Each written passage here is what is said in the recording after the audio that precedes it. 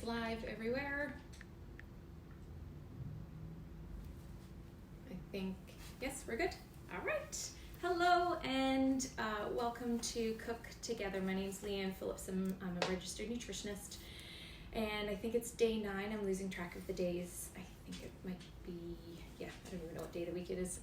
So today I'm going to make a new recipe with you from my book, Sprout Right Family Food. And today I've just been informed by my youngest daughter, this is her favorite recipe in my whole book. There are lots, over 130, and I guess this is her favorite. So crispy chicken nibbles, and I'm also going to make some apple butter dip, which is just something to change it up from using the usual ketchup or mustard or barbecue sauce or whatever you do.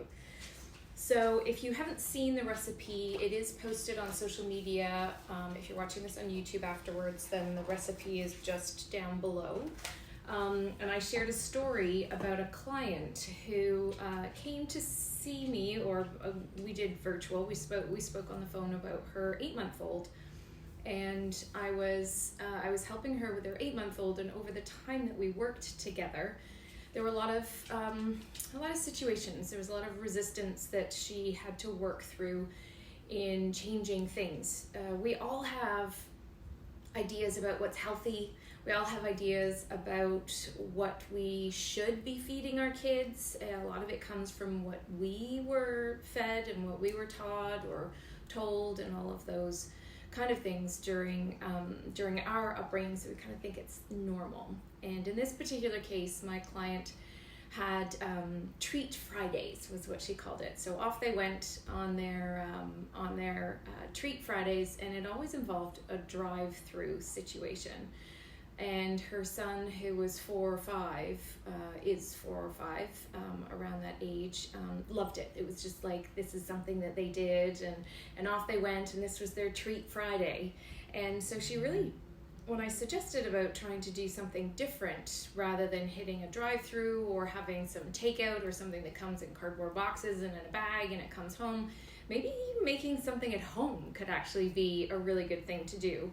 And maybe involve him, and just trying to create some new habits and some new ideas for them on Fridays. And this was the one recipe that she ended up making. And it took a little bit for her to wrap her head around it and think, actually, this is maybe something that, yes, I could do. And when she got there, then she made these for her son, and she said he absolutely loved them, just loved them. And it was such a beautiful story to watch unfold over time, because we all have resistance about making changes to our diet, to what we normally do. We think everything's fine, my immune system is good, my skin is fine, it's nothing, doesn't come from my diet. I certainly get that a lot from my kids. Oh no, Mom, what are you talking about? My acne or my dull skin or my dry skin is not because of maybe you're not having enough essential fats or something like that, when in fact it very often is. So just trying to expand anything to do with food and anything to do with diet. So that's part of what I'm doing with the Cook Together series while we're dealing with this kind of crazy time. So it's to get you in the kitchen, to inspire you to serve up a new meal. We can cook along together. I'm here at 5 o'clock every day, and also you can watch after the fact and get your kids to make these foods too. So here I have some chicken. I tend to cook a lot of chicken thighs as opposed to chicken breasts. It has a lot more iron in it, so I've done this forever. It also is much more forgiving on the dryness standpoint. So there are a lot of people that don't like, or they don't think that they like chicken thighs or chicken leg, when in fact they really do. So if you're serving up just a grilled chicken breast or something like that, most people don't have the palate for that, but it just takes a little bit of time. So these are boneless, skinless chicken thighs. I've chopped a few up already. Just one of them here. I have a package of 4 that I got delivered. Here I have some breadcrumbs. As of like 2 hours ago, I had no breadcrumbs. So I just took some bread and I turned the oven on and I threw it in the oven and just dried it out. And then I stuck it in my blender, which I don't even think I could figure out which shoulder to go, my blend type blender. I just threw it in my blender. You can also do this in a food processor, and whizzed it. And hey presto, I have breadcrumbs. So even in these times when you don't really have all of the ingredients, there are definitely ways when you can change things up.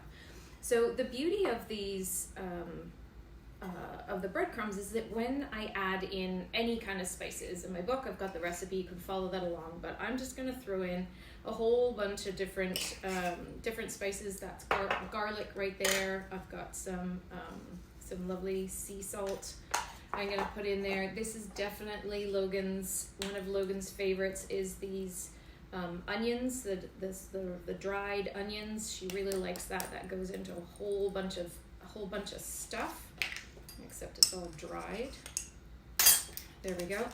So onion can go in there. I've got some thyme. That's beautiful, and that goes in really well. This is what really makes the chicken so tasty. So I just put that through my fingers so it releases a little bit more. Stir that around a little bit. What else have I put here? I've got some basil as well, a firm favorite for a lot of people. If you happen to have any questions about any of the recipes that I've made, if you followed along, or maybe if you haven't, with Cook Together, there's lots of other videos, 9 actually, including this one now.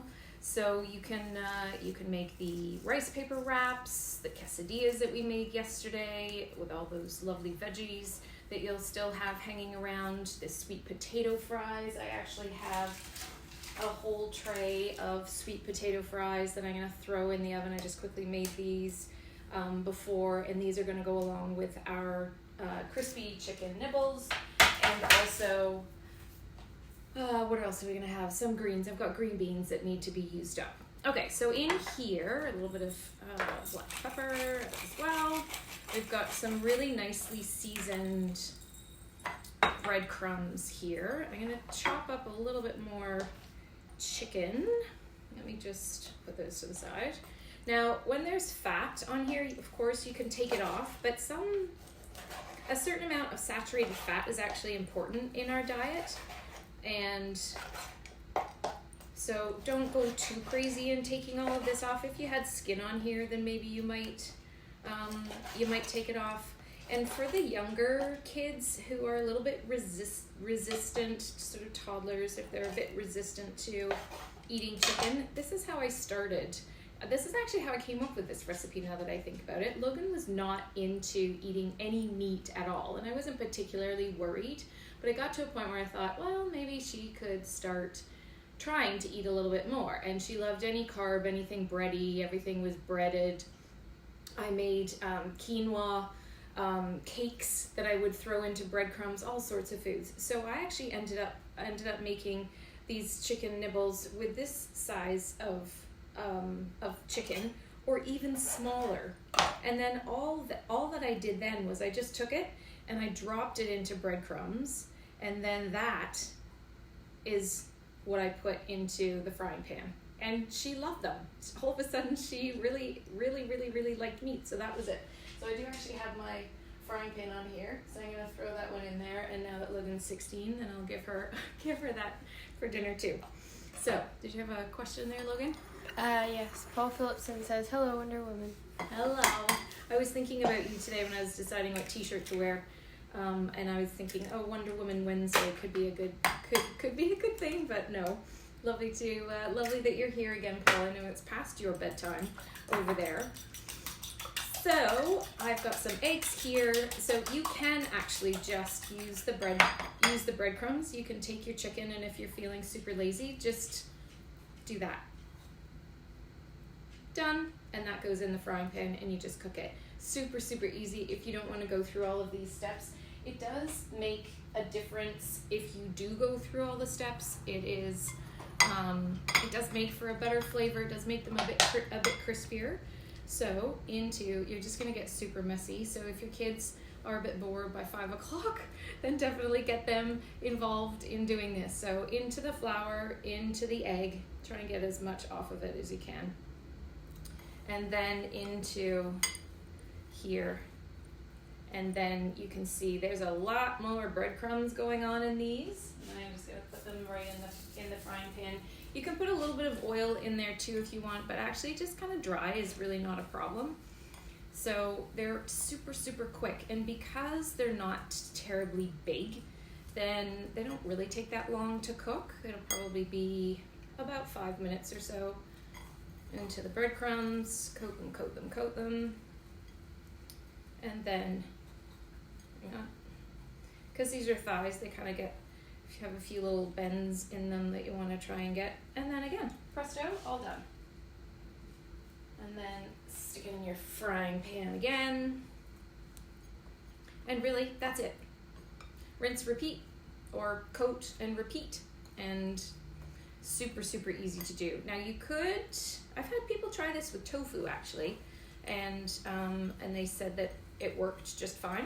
So it's not a bad thing to do with anything, your vegetarian options. Of course, these are better than the ones that you're going to find in your drive-through, just like my client.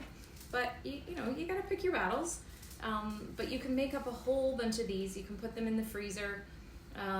You can make a lot of these. There's a daycare that I work for and or work with to overhaul their menus, and the daycare make these, and because they're making so many for so many children, then they actually just put them all onto a baking tray, onto a cookie sheet, and they put them in the oven. So you don't have to do these in the frying pan. You can do, for a party instead of pizza or something like that, if you wanted to do this for lots and lots of people. Maybe not gathering with lots of people so much at the moment. But that's it. Super, super easy. I'm gonna put those sweet potato fries in the oven, and then basically these are going to brown nicely.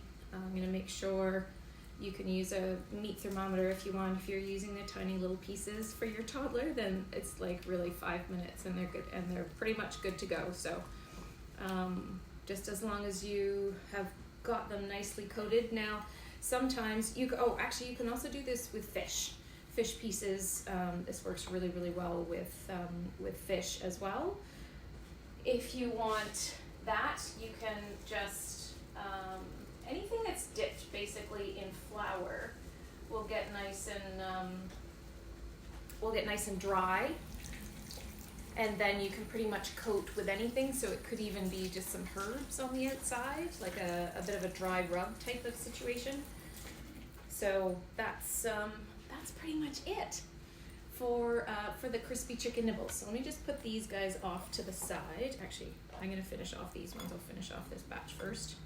And then I'm gonna make the apple butter dip, because most of you are probably thinking, apple butter? What on earth is apple butter anyway? Is it butter? Does it come from a cow? How does a cow make apples? I don't understand, Liam. What is this you're talking about? This is crazy stuff. Well, apple butter is basically apple sauce that, to my understanding, is boiled down to become apple butter. And when it becomes apple butter, then it's pretty much like jam. So, because it's just apples, in my quest to keep everything as sugar-free as possible, this was certainly one thing that I found to be fantastic as a jam or anything else. Just gonna put my chicken chopping board off to the side and bring in this one. Clear off a little bit. So how's everybody doing today? How was your day? How are you getting through yet another day that feels a little bit like you did yesterday, and the day before, and the day before, and the day before that? The days just kind of seem to be, I don't know if flying is the right word, but I don't know. It's a little bit of a time warp situation. I've created new habits. We're going out for an hour walk in the morning with my dog, and this morning was finally beautiful because the sun was out, and it was just a fabulous morning, as opposed to yesterday. It was all rainy and dull, and really felt like I was in England again. So with my apple butter dip. I'm just going to use about half. These are quite big cloves of garlic, so I'm going to use about half of one. And into my bowl, I'm going to first put the apple butter. So you can see that it's not quite as thick as molasses, but it's just kind of like jam, like a jam or mango chutney or something like that. And fresh garlic, incredible for the immune system. You can go a little over the top of this if you like, depends on the palate of whoever it is that you're feeding, whoever it is that you're serving. They may like it, may not like it, a little on the stronger side. But the more it's made small and it's just going to be a dip, it's not going to be absolutely huge. And then I'll take this is some freshly squeezed lemon juice that I made this morning. Maybe 2, you can do this to taste, a couple of teaspoons of lemon juice. Yes, Logan? Paul said Mel makes fab apple butter from our local orchards. Oh, really? Cool. That sounds good. Shame you can't import some all the way from Jolly Old. And am I right in thinking that you make applesauce and then you kind of just keep on boiling it? Is that right? Or keep on cooking it until it gets to a place? Maybe Mel can chime in on this. Okay, so that is apple butter dip. That's pretty much it. So the lemon juice just kind of jazzes it up a little bit. If you want to make it even more interesting, maybe put in some hot sauce. That could be kind of groovy too. And that's about it. I'm going to turn over my chicken nibbles. I haven't got my pan on too hot here, but let me find a good looking one just to show you. So really it's just going to kind of dry out a little bit. So this is one that's pretty much done on that side. There we go. Yes, Logan? Can I have? Can you have it? No, it's not cooked yet. Oh. You can have the little one that I made for you, just like when you were much younger. But let me flip it over first. She's already hungry.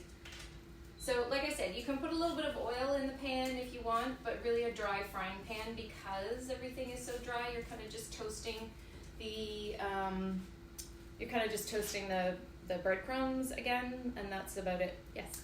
Paul said something like that. I'll get her to send the recipe.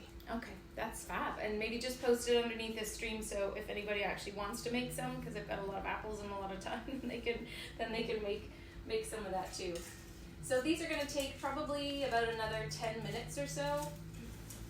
And then once I have my sweet potato fries, they're probably going to take about 20 minutes because they're pretty thick and chunky today. And that's about it. Right, another really fast recipe that really pretty much any member of the family with a little bit of guidance, depending on the age of everybody, can make and enjoy. Imagine if you've got your child who thinks, no, I don't want these, and then you get them in the kitchen getting their hands all super messy, and then off they go with the 3 different bowls, and then they end up making it, and then you get to taste it at the end. Those are the kind of things that I suggest with your family members, especially the more resistant ones. So as usual, you can grab my book if you don't have it. The recipe is in a previous post. Really, I hope that you're taking care of yourself. Stay hydrated, keep on drinking, keep on moving, even though we're in self-isolation. And I'll post another recipe for tomorrow. I need to check my food stocks to see what it is that I have that I can make for us to cook together. If there's any requests of anything that you have hanging around that you're not too sure about what to do with, do let me know. We've already made a soup, the coconut corn soup. That's one of the ones that you can look back on. And also, if you, in the next day, I think if you check out sproutright.com and leannephillipson.com, then I've got some new recipes for you for breakfast. Further to the overnight French toast that we made, and also actually maybe we should do some snacks. Anyway, whatever it is that you like, post below and I'll take note, and then we'll make something new Take good care. Have a lovely evening. Enjoy your dinner if you're actually eating the same that we are tonight. And I'll see you again tomorrow. Bye.